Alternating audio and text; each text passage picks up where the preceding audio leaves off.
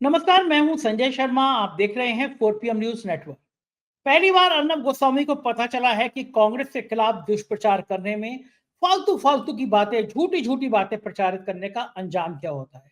कांग्रेस जैसे ही legal action के mode में आई, अर्नब गोस्वामी हाथ पैर जोड़कर माफी मांगते हुए नजर आए। तो क्या गोदी मीडिया का इलाज अब यही बचा है? गोदी मीडिया जिस तरह नफरत का माहौल बना रहा था, आपने देखा युद्ध के समय में जो झड़प हो रही थी उसके समय में कि कराची घुस गए, इस्लामाबाद घुस गए, यहाँ से बम चढ़ रहे हैं, यहाँ से हथगोले चले गए।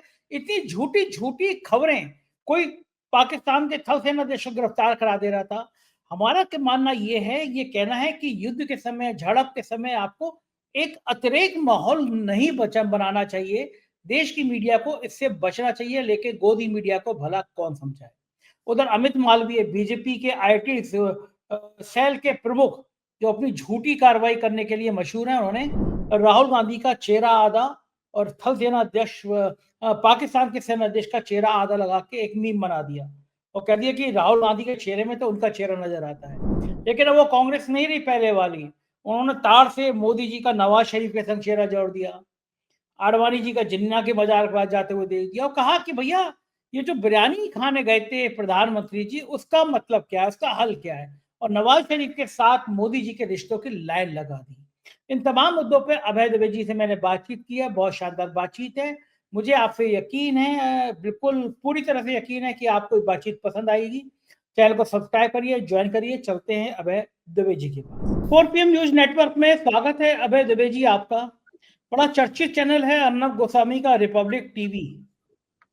इस समय टीवी चैनलों की तो बिल्कुल बलिहारी है। कोई इस्लामाबाद में कब्जा करा दे रहा था, कोई कराची में कब्जा करा दे रहा था और सरकार बिल्कुल आंखें बंद करके बैठी थी। कोई कुछ कह नहीं था, बमों की आवाजें आ रही थी, सायरन बज रहे थे।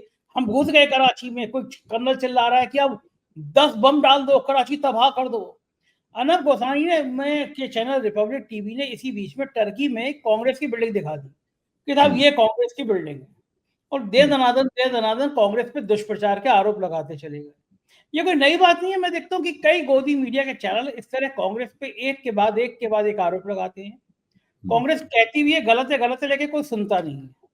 लेकिन इस बार कांग्रेस ने मेरे ख्याल से सही दुरुस्त फैसला किया कि कांग्रेस कानूनी मसले को उठाने में चली गई। लीगल नोटिस दिया अर्नब गोस्वामी को कि आप साबित करिए कि टर्की की बिल्डिंग कांग्रेस की बिल्डिंग ही नहीं है। अब जब अर्नब गोस्वामी को लगा मामला फंस गया, अब तो ये अदालत में जाएगा, साबित नहीं कर पाएंगे, तो रिपब्लिक टीवी ने माफी मांगी है कि भाई हमसे गलती होगी, माफ कर दीजिए। लेकिन कांग्रेस ने कह दिया भाई इस बार माफी नहीं, इस बार अदालत में ही तय होगा कि आप लोग ये इस तरह गलत ख्याली क्यों कर रहे हैं।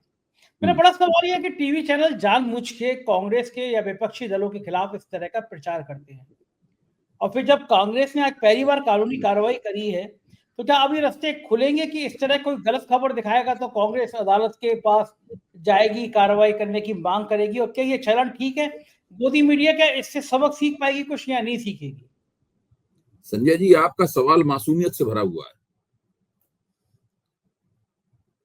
कम से कम मुझे आपसे उम्मीद नहीं थी कि आप इस मसले को इतनी मासूमियत से देखेंगे। देखिए, मैं तो ये कहता हूं कि अगर कांग्रेस अदालत में जाकर अदालत में खड़ा करवा के अर्नब गोस्वामी को थोड़ी बहुत सजा भी दिलवा दे, थोड़ा बहुत जुर्माना भी इनके ऊपर लगवा दे, ये सब कुछ करवा दे, ये तब भी नहीं मानेंगे। आप सोचिए, आप हिंदुस्तान के गोदी मीडिया की बात कर रहे हैं। ये वो गोदी मीडिया है जो अभी कुछ दिन पहले तक ये दावे कर रहा था कि भारत की सेना ने लाहौर पे कब्जा कर लिया है, भारत की सेना इस्लामाबाद में घुस गई है। लेफ्टिनेंट जनरल मुनीर, जो पाकिस्तान के थल सेना अध्यक्ष हैं, उनको अरेस्ट कर लिया गया, उनको गिरफ्तार कर लिया गया है, उनकी जगह दूसरा थल सेना अध्यक्ष बना दिया गया है। कराची का पोर्ट, कराची का बंदरगाह भारत की नेवी ने तबाह कर दिया है। ये सारी बातें इन टीवी चैनलों पर दिखाई जा रही थी। आज एक चैनल ने उसमें माफी जरूर मांगी उसके अंदर, लेकिन जो एंकर इस तरह की खबरें दिखाने के बाद में जबरदस्त किस्म की बंदरों और भालुओं को भी मात कर देने वाली उछलकूद मचाए हुए थे चैनलों पे, क्या उनके खिलाफ कोई एक्शन हुआ? क्या उन चैनलों के मालिकों ने या उनके चैनल हेड्स ने, चैनलों के जो मुखिया हैं, इनको कोई कारण बताओ नोटिस दिया? आखिरकार वो खबर कहीं ना कहीं से तो बनी होगी ना, उस खबर के विजुअल्स बने होंगे उन खबरों के। कुछ नहीं हुआ उन एंकरों के खिलाफ। वो अभी भी उतनी ही निर्लज्जता के साथ में, अंग्रेजी में एक शब्द होता है विद इम्प्यूनिटी, यानी गलती आप इस तरह करते हैं कि आपको लगता है कि इस गलती करने में कोई जोखिम ही नहीं है। आप सोच रहे हैं, अंग्रेजी का एक बड़ा अच्छा शब्द है विद इम्प्यूनिटी, यानी आपको लगता है कि आपको कुछ हो ही नहीं सकता है,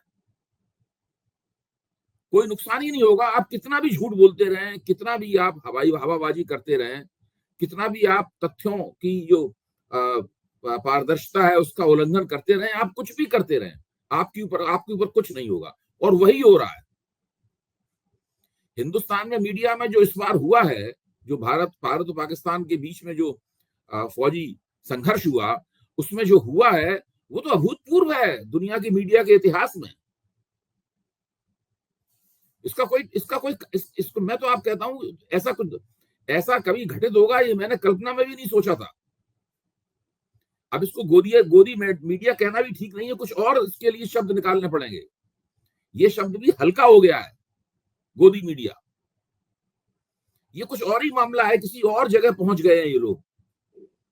ये एक तरह की दीवानगी है झूठ बोलने की, झूठा नैरेटिव चलाने की। कुछ एक ऐसी बात, ये लोग एक ऐसी सूचना दे रहे थे देश की जनता को, अपने ही दर्शकों को ऐसी सूचना दे रहे थे जिसके बारे में पता था कि ये 2 मिनट भी नहीं सूचना टिक पाएगी।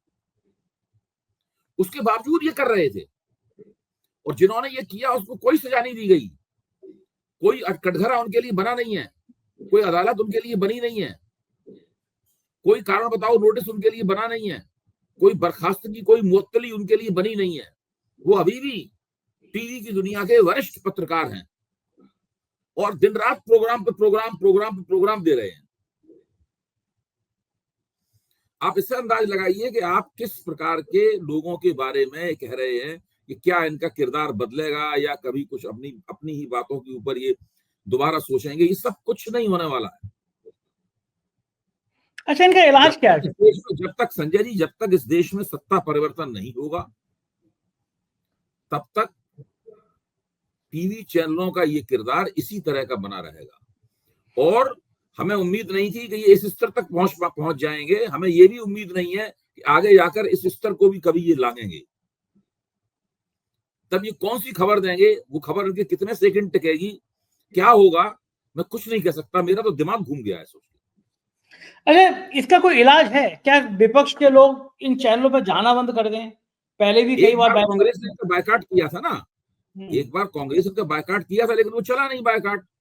कांग्रेस, देखिए, भाजपा जब किसी चैनल का बायकॉट करती है तो वहां कोई भाजपा का प्रवक्ता नहीं जाता, आधिकारिक प्रवक्ता नहीं जाता। फिर वो चैनल क्या करते हैं, वो चैनल भाजपा के कुछ पुराने भाजपा से जुड़े हुए कुछ जो पूर्व पत्रकार होते हैं, जो थोड़ा बहुत बोलना वगैरह जानते हैं, उनको भारतीय जनता पार्टी के समर्थक के तौर पर या पत्रकार के तौर पर चैनलों में दिखाने लगते हैं। वो लोग आने लगते हैं, उनको अपना चेहरा चमकाने का और अपनी बात कहने का मौका मिलता है। अभी तक वो चूंकि भाजपा का आधिकारिक प्रवक्ता आता था, इसलिए वो पीछे उनको मौका नहीं मिलता था। तो जहां भाजपा जाना बंद कर देती है वहां भाजपा समर्थक लोग आने लगते हैं। लेकिन इसके बावजूद भाजपा का कोई आधिकारिक प्रवक्ता उन चैनलों पर नहीं जाता। कोई भी ऐसा व्यक्ति नहीं जाता जो ये कहे कि हम भारतीय जनता पार्टी की नुमाइंदगी कर रहे हैं। वो लोग भी नहीं कहते हैं भारतीय जनता पार्टी की नुमाइंदगी कर रहे हैं। वो अपने पीछे बीजेपी का जो सब होता है पीछे लगा हुआ, वो सब भी नहीं लगाते। लेकिन कांग्रेस के अंदर इस प्रकार का अनुशासन है नहीं। मतलब ये कांग्रेस कहेगी इन चैनलों का हम बायकॉट करते हैं, बदला कांग्रेस की किसी मुख्यमंत्री ने उसको इंटरव्यू दे दिया। पूरा मामला ढह गया पूरी तरीके से। चुनाव में हमने देखा था कि कांग्रेस ने बायकॉट किया और कमलनाथ हेलीकॉप्टर में ऐसे एक नफरती एंकर को घुमा रहे थे, बड़ा कंट्रोवर्सी हुई। तो ये जो स्थिति है, ये स्थिति इस कांग्रेस के बायकॉट वगैरह को कामयाब नहीं होने देती। भारतीय जनता पार्टी का संगठन अलग तरह का है। वहां पे लोगों को डर लगता है कि अगर उन्होंने केंद्रीय आदेश का उल्लंघन किया तो उनको नाप दिया जाएगा। हाँ, ठीक बात है। एक लंबे समय तक, सालों तक एनडीटीवी के रवीश के प्रोग्राम में कोई बीजेपी का नेता जाता ही नहीं था। संदीप के प्रोग्राम में भी नहीं आता कोई बीजेपी का प्रवक्ता, कोई बीजेपी का नेता नहीं आता कि संदीप चौधरी खरी बात बोलते हैं। और दूसरी तरफ एक बड़ी खराब बहस हुई अमित मालवीय ने आज सुबह एक फोटो ट्वीट किया, राहुल गांधी का आधा चेहरा लगाया, आधा पाकिस्तान के सेनाध्यक्ष का लगाया, मुनीर का, और खराब बातें लिखी। लेकिन ये उनको उम्मीद नहीं थी कि वो पुरानी वाली कांग्रेस नहीं है कि आप कुछ भी कहेंगे और सहन कर लेंगी। कांग्रेस के लोग भी टूट पड़े, आधा मोदी जी का चेहरा लगाया, आधा नवाज शरीफ का लगाया, आधा मोदी जी का लगाया, फिर आधा किसी और पाकिस्तान के नेता का लगाया, और फिर लाइन लगा दी। और मैं आपको एक ट्वीट पढ़कर सुना रहा हूँ। पवन खेड़ा ने कुछ सवाल पूछे हैं। उन्होंने कहा कि भाजपा को पे हमने हमला किया कि डीजीएमओ की प्रेस वार्ता में बहुत विस्तृत प्रेजेंटेशन दी गई, पूरा देश बड़ा खुश है, सेना के साथ है। तो कुछ सवाल आवश्यक है। जब सेना इतना आगे बढ़ गई थी तो क्यों अचानक किसके दबाव में सीज फायर मंजूर किया? पहला सवाल। दूसरा, अमेरिकी राष्ट्रपति 7 बार कह चुके हैं कि सीज फायर उन्होंने कराया। वो कह चुके हैं कि व्यापार रोकने की धमकी के बाद ऑपरेशन सिंदूर रोका गया। प्रधानमंत्री ने अभी तक एक बार भी डोनाल्ड ट्रंप की बात खारिज नहीं करी। इस बीच ये ऑपरेशन चल रहा था, उसके बीच में पाकिस्तान को आईएमएफ का हजारों करोड़ का लोन कैसे मिल गया? कहां है विश्वगुरु का डंका? अगला सवाल, विदेश मंत्री पाकिस्तान को ऑपरेशन शुरू होने के समय सूचित कर सकते हैं, लेकिन पुंछ के नागरिक जो इतनी बड़ी संख्या में मरे हैं, उनकी खैर खबर लेने अभी तक कोई आदमी नहीं गया।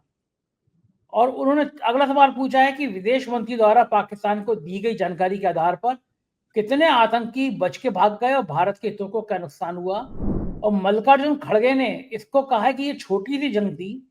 उन्होंने बड़ा वाजिब सवाल पूछा है कि जम्मू कश्मीर में पहले से खतरे की आशंका थी, 17 अप्रैल को इनपुट के बाद प्रधानमंत्री वहां नहीं गए, तो आपने पर्यटकों को जाने को मना क्यों नहीं किया? वहां सुरक्षा क्यों नहीं बढ़ाई? बिल्कुल जायज सवाल है। और फिर जो पाकिस्तान के नवाज शरीफ के साथ मोदी जी की बिरयानी खाने का मामला है, वो फोटो लगा के कांग्रेस के तमाम नेता पूछ रहे हैं, आधा फोटो मोदी जी का, आधा फोटो शरीफ साहब का, पूछ रहे हैं कि बिरयानी कैसी लगी थी, नातिन की शादी में गए थे तो वो कैसा था। मतलब बीजेपी को उल्टा दांव पड़ गया। पाकिस्तान के मामले में लोग जिन्ना की फोटो लगा रहे हैं, आडवाणी वाली की, और जिन्ना की मजार पे आडवाणी गए थे तो भाजपा वो कैसा लगा। एक से एक गड़े मुर्दे निकाल के ले आ रहे हैं। पवन खेड़ा ने तो बड़ा तीखा कह दिया कि मोरारजी देसाई ने सारे रॉ के अफसरों के एजेंट के नाम बता दिए थे, हमें बहुत बड़ा नुकसान हुआ है। मतलब कुल मिला के इस जंग में कांग्रेस जिन सवालों पे हमला कर रही है, उन सवालों के जवाब मुझे तो लगता नहीं है कि इतनी आसानी से बीजेपी दे पाएगी। तीखे सवाल हैं अभय जी, इनका क्या जवाब देगी बीजेपी? कांग्रेस के तीखे सवालों में एक सवाल और मैं जोड़ देता हूं, वो ये है कि जिन 4 आतंकवादियों ने बैसुण की घाटी में हत्याकांड किया है, रक्त बहाया है निर्दोषों का, वो कहां है? उनके खिलाफ एनआईए, उनके खिलाफ नेशनल इन्वेस्टिगेटिव एजेंसी ने एक जांच की थी। उस जांच की टीवी के ऊपर दिन रात कई दिन तक रनिंग कमेंट्री चली थी। उसका जिक्र कोई क्यों नहीं हो रहा है? वो आतंकवादी का सरकार कुछ तो बताया उनके बारे में। सरकार यही कह दे कि भाई वो पाकिस्तान वापस भाग गए, चलिए कोई एक बात समझ में आएगी। हम पूछते रहेंगे सरकार से कि वो आए भी अपनी मर्जी से और चले भी गए अपनी मर्जी से। आप क्या कर रहे थे? आप क्या भजन कीर्तन कर रहे थे? आप क्या कर रहे थे? वो 4 आतंकवादी कहां हैं? ये एक बहुत बड़ा सवाल है। ये भारत ने जब 7 और 8 तारीख को अपनी स्ट्राइक की पंजाब में और पाक अधिकृत कश्मीर में, उससे पहले ये सवाल लगातार टीवी पे पूछा जा रहा है। अब इतने ज्यादा सवाल पैदा हो गए हैं कि उन सवालों की भीड़ में ये सवाल कहीं गुम हो गया है। मैं ये मानता हूं कि विपक्ष को बार बार उन 4 आतंकवादियों के पकड़े जाने, उन या क्यों नहीं पकड़े गए, इसके सवाल को उठाना बंद नहीं करना चाहिए। ये एक महत्वपूर्ण प्रश्न है। जिस घटना का बदला लेने के लिए हम लोगों ने ऑपरेशन सिंदूर किया, जो बहुत कामयाब रहा, उस घटना के जो मुख्य जिम्मेदार हैं वो भारत सरकार की पकड़ से, भारतीय सुरक्षा बलों की पकड़ से, फौज की पकड़ से, भारतीय जासूसी संस्थाओं की पकड़ से अभी तक दूर क्यों है? ये सवाल इस लिस्ट में जोड़ना चाहिए, नंबर 1 बात। दूसरी बात, अब मैं आता हूं, मैं ये कह रहा हूं कि अब वो राहुल गांधी और जनरल मुनीर की शक्ल दिखा रहे हैं आदि आदि। आज मुझे एक रक्षा सेनाओं के एक वरिष्ठ रिटायर्ड अफसर से एक सूचना मिली, मैं उनके हवाले से ही कह रहा हूं कि पाकिस्तान ने निर्णय लिया है कि जनरल आसिम मुनीर को फील्ड मार्शल बनाया जाएगा, जो कि सर्वोच्च पद है, किसी भी सेना का सर्वोच्च पद होता है। भारत में एक ही फील्ड मार्शल है, वो है मानेक शॉ। मानेकशॉ को फील्ड मार्शल कब बनाया गया था? जब 1971 का युद्ध भारत ने जीता, मानेकशॉ उस युद्ध के सेनापति थे, विजेता सेनापति थे। उसके बाद उन्हें फील्ड मार्शल बनाया गया। तो पाकिस्तान इसके जरिए दुनिया को यह दिखाना चाहता है कि इससे दो बातें समझ में आती हैं। अगर ये खबर सही है, अगर लगा रहा हूं उसके अंदर, क्योंकि अभी अधिकृत सूचना नहीं आई है, अगर ये खबर सही है तो पाकिस्तान इसके जरिए दो बातें बताना चाहता है। पहली बात, पाकिस्तान ये बताना चाहता है कि हमने युद्ध जीत लिया है और जिस जनरल ने युद्ध जिताया है उसको हम फील्ड मार्शल बना रहे हैं।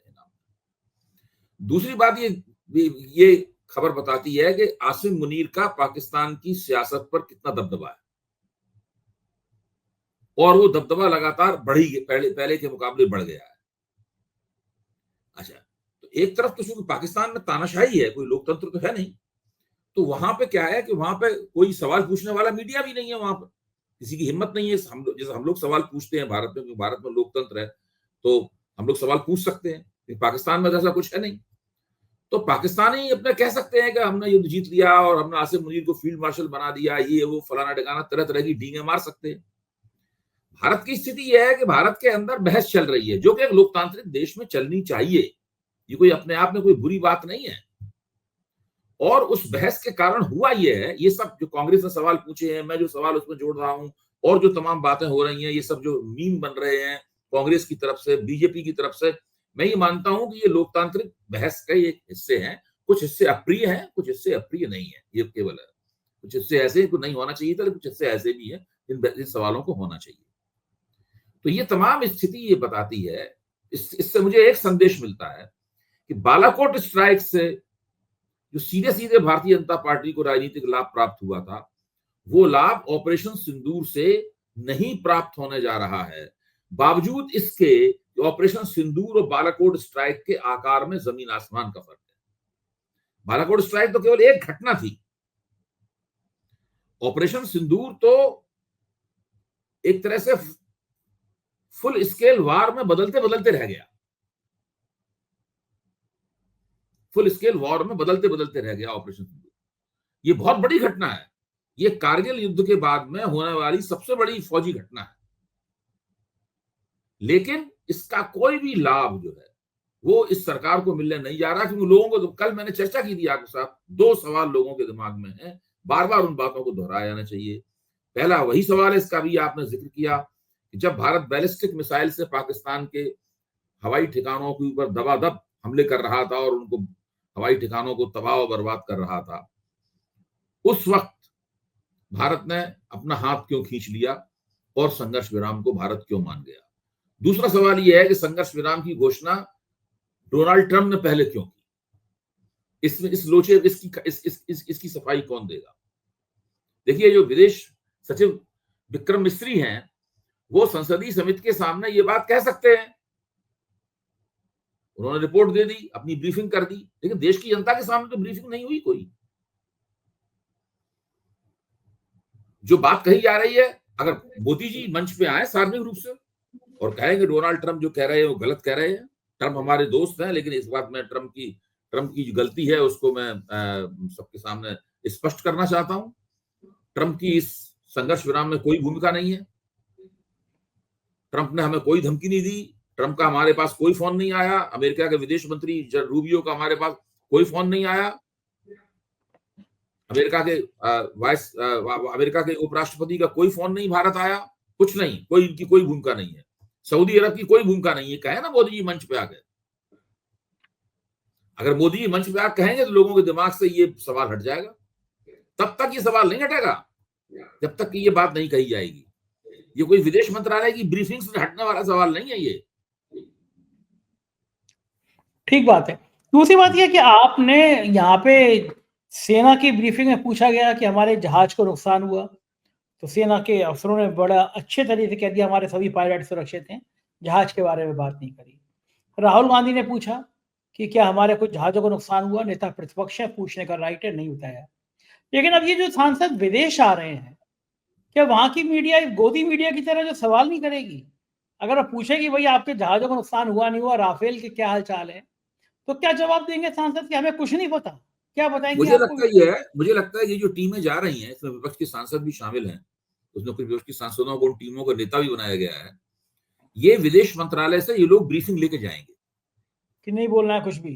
हाँ, ये सब पहले से सवालों को एंटीसिपेट किया जाएगा, पूर्वानुमान लगाया जाएगा, अगर इस तरह के सवाल किए गए तो उनके क्या जवाब दिए जाएंगे। मेरा ख्याल से वो सारी ब्रीफिंग इनको दी जाएगी, और मुझे ये भी लगता है कि इन टीमों के साथ में हो सकता है विदेश मंत्रालय के अफसर भी जाए। ये केवल अच्छा, मतलब सांसद ही नहीं आएंगे, विदेश मंत्रालय के अफसर भी आएंगे। मतलब ओवैसी वही बोलेंगे जो बीजेपी की जो सरकार कहेगी कि आप। देखिए, ओवैसी के नेतृत्व में जो टीम अगर जा रही है, तो इस वक्त ओवैसी वहां पर जाकर ऐसी कोई बात नहीं बोलेंगे जो कि सरकार नहीं चाहती है, रक्षा सेनाएं नहीं चाहती है, विदेश मंत्रालय नहीं चाहता। हाँ, ओवैसी तो वैसे भी हीरो बन रहे हैं। ओवैसी ने अभी जो अपनी छवि बनाई है इस पूरे प्रकरण में, वो अलग तरह की छवि है। बिल्कुल ठीक बात है। तो और मैं अभी वो बताऊं नहीं आपको, बोलेंगे, ऐसा मेरा अनुमान है। अभय जी, मैं बड़ा मजेदार कमेंट बोलेंगे वो लोग, सही जरूर तो खुद विदेश सेवा हाँ, के अफसर रहे हैं, संयुक्त हाँ, राष्ट्र में बहुत दिन तक रहे हैं, सही जरूर वो भी नहीं बोलेंगे। मैं तो ये देख रहा था अभय जी कि क्या वक्त बदलता है। ओवैसी के भाषण के बाद में एक पाकिस्तान का समर्थक ओवैसी को बहुत बुरा बुरा कह रहा था कि तुम ये ऐसे हो वैसे हो, कटुआ, ये गंदे गंदे शब्द इस्तेमाल कर रहा था। तो मैंने देखा कि एक राइट विंग वाला, मतलब जो बिल्कुल भक्त था, वो कह रहे थे जवान संभाल के बात कर, ये हमारा मुल्ला है। मतलब ये अब ये हमारा मुल्ला हो गया कि ओवैसी का भाषण जो था ना, वो इतना देश प्रेम वाला भाषण था कि अब वो जो यहाँ के पंडित जी थे जो कत्तई भाजपाई थे, अब उनको वो ओवैसी हमारे लगने लगे। अब इस लेकिन पूरी प्रक्रिया में हुआ क्या है, नहीं इस पूरी प्रक्रिया में हुआ क्या है, थोड़ी सी बाजी पलट गई है। अच्छा, पहले भाजपा जिस तरीके से बाजी सजाती थी, ये बाजी उस तरह की नहीं है। हाँ, नहीं अब हो इसमें पाया। क्या है कि वो होना ही चाहिए था कि हिंदुओं को धर्म पूछ पूछ के मारा, ये भी कह दिया, मोदी जी को बता देना, ये सब बातें आई प्रकाश में। लेकिन इससे एक हिंदू मुस्लिम एकता का सारे देश में माहौल बना, कश्मीर में खासतौर से माहौल बना, पहलगाम में बना, श्रीनगर में बना, और भी सारे देश में बना। यहाँ तक के जो मुस्लिम नेता वगैरह हैं वो भी खुलकर सामने आए, और उन्होंने भी मजबूती के साथ में सरकार और सेना के साथ में खड़ा होना स्वीकार किया। इस पूरी प्रक्रिया में जो मुसलमानों के खिलाफ घृणा फैलाने की जो एक मुहिम चलती रहती थी भारतीय जनता पार्टी की तरफ से, वो मुहिम पूरी तरीके से फ्लॉप हो गई, निष्प्रभावी हो गई। आज मैं एक टीवी चैनल की एक क्लिप देख रहा था, प्रीति नाम की एंकर थी, मैंने पहली बार उनका कार्यक्रम देखा, और उधर वो बैठी हुई थी हरियाणा महिला आयोग की सदस्य, वो बैठी बड़ा वायरल हुआ। वो बार बार उनसे पूछ रही थी कि आप ये बताइए कि वो महिलाओं के अपमानजनक वाले शब्द कहाँ हैं। और उनकी हालत ये थी उनकी कि वो बार बार अपना सिर खुजा रही थी, बहुत ही बचाव की मुद्रा में थी, धीरे धीरे बोल रही थी, मतलब ऐसा लग रहा था उन्होंने ये भी मान लिया कि मेरी अंग्रेजी कमजोर है, और ये सब इतनी बुरी हालत थी उनकी। हाँ, देखा उस एंकर ने उनको बिल्कुल जिससे कहते थे तार तार कर दिया। पहली बार देखा कि बड़ा अच्छा। तो प्रोफेसर महमूदाबाद की गिरफ्तारी के ऊपर चर्चा हो रही थी, उस एंकर ने उनको पूरी तरीके से ध्वस्त कर दिया। बहुत वायरल हो रही है वो। तो उनका बस चलता तो उठ के वहां से भाग जाती।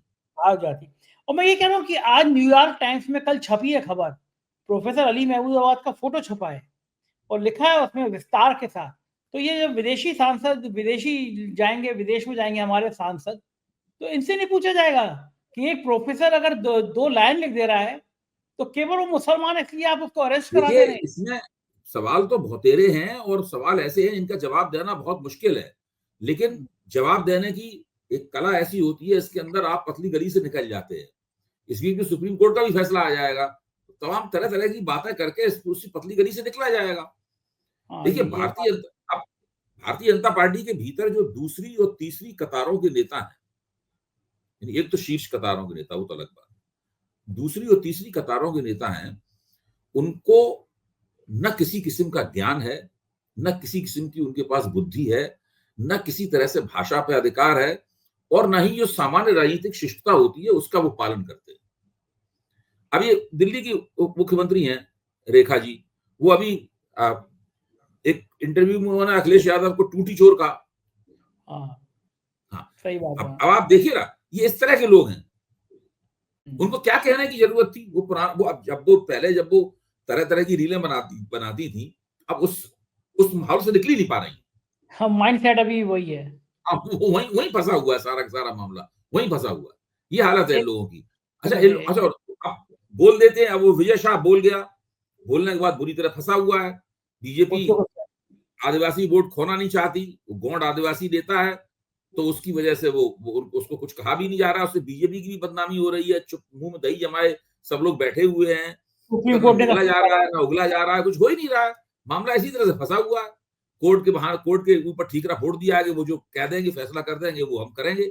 अब कोर्ट भी उन्हें पतली गली से नहीं निकलने दे रहा है, कोर्ट ने भी उनको दिया, लगातार निंदा हो रही है, उनकी निंदा उनको झेलनी पड़ रही है। बिल्कुल बिल्कुल सही तो बात है। इस तरह की बातें करते हैं, लोगों को क्या, लोगों के बारे में क्या कहा, गोदी मीडिया और ये दूसरी और तीसरी कतार के नेता जो बीजेपी की है, इनका क्या कहा जाए। एक आखिरी सवाल, आज बड़ा महत्वपूर्ण दिन है वक्फ पर, और प्रोफेसर अली पे आज सुप्रीम कोर्ट फैसला सुना सकता है। वक्फ की सुनवाई कल भी हुई, आज फाइनल हो सकती है। क्या लग रहा है, इससे क्या संकेत आ सकते हैं कोर्ट से? भाई मेरा तो मानना यह है, सुप्रीम कोर्ट क्या फैसला देगा ये तो मैं नहीं कह सकता, कोई भी नहीं कह सकता, ये कहना भी नहीं चाहिए हम लोगों को, तो सुप्रीम कोर्ट का विशेषाधिकार है अपना। मेरा मानना यह है कि प्रोफेसर महमूदाबाद की जो गिरफ्तारी हुई है उसके ऊपर ये प्रजातांत्रिक अधिकारों और व्यक्ति की स्वतंत्रता के अधिकारों के हनन का सवाल है, एक सरकार द्वारा किया गया अत्याचार है जो बिल्कुल झूठ बोलकर किया गया है, उसके ऊपर कोर्ट को सख्त रवैया अपनाना चाहिए, सरकार के खिलाफ स्ट्रिक्चर्स पास करने चाहिए, सरकार के खिलाफ निंदात्मक फैसला देना चाहिए और उनको तुरंत बाइज्जत बरी किया जाना चाहिए इस पूरे मसले से, प्रोफेसर महमूदाबाद को।